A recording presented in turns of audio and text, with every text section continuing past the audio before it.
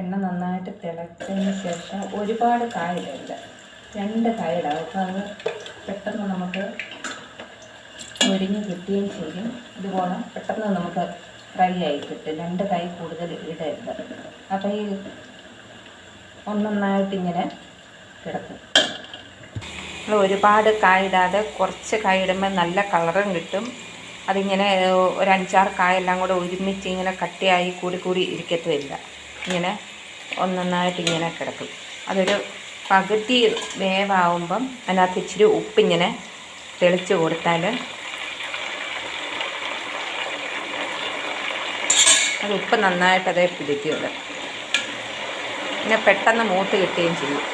നല്ലതുപോലെ മൂത്തിട്ടുണ്ട്. അതിനെ നമ്മൾ കോരി ഒരു പാത്രത്തിനകത്തോട്ട് മാറ്റാം. ഒരു പേപ്പർ വിരിച്ചിട്ടിട്ട് നമ്മളത് കൊണ്ടുവന്ന് ഇവിടോട്ട് നേർക്കണം. അപ്പം അടുത്തത് കോരുമ്പോഴത്തേന് ഇത് നല്ലോണം തണുക്കും. തണുത്ത് കഴിയുമ്പോഴത്തേന് നമുക്ക് ഇതുപോലെ ഒരു പാത്രത്തിനകത്തിട്ട് അടച്ചു വെക്കാം. പെട്ടെന്ന് തണുത്തും കിട്ടും. പെട്ടെന്ന് കാര്യം നടക്കും. പിന്നെ രണ്ടാമത്തെ ട്രിപ്പ് കൊണ്ടുവന്നപ്പോഴത്തേന് ആദ്യം ഇട്ടത് നന്നായിട്ട് തണുത്തു.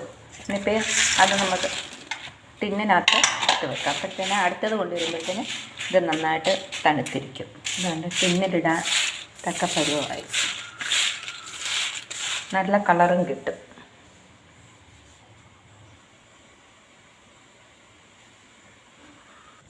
നല്ല ക്രിസ്പി ആയിട്ടുള്ള ചിപ്സും ചായയും.